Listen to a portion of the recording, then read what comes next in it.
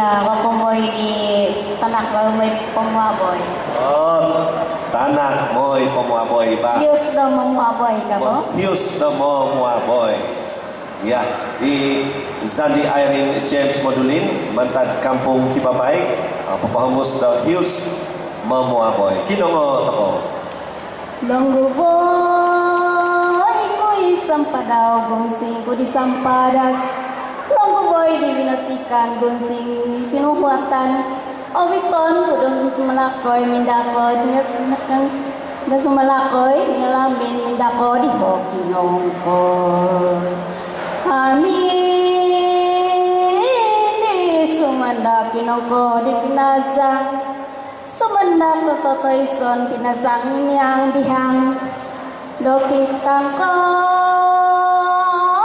kada buhawan doking ng kaki dosan saing. Dabutisay yang gomong-gom.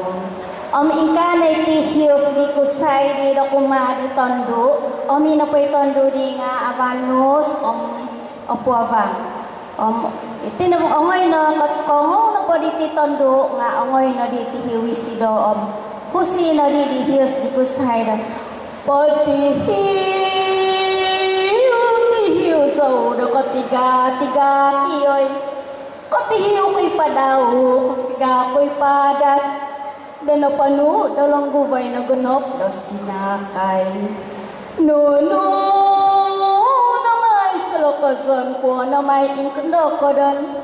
Hamin ko di kinapaka, kinungkod ko di tinampiyay. Tinampiyay, niyang balog, hindi ko na mazun-gazun. Dahil ko mo, ni na mabos-tabos. Dohisi.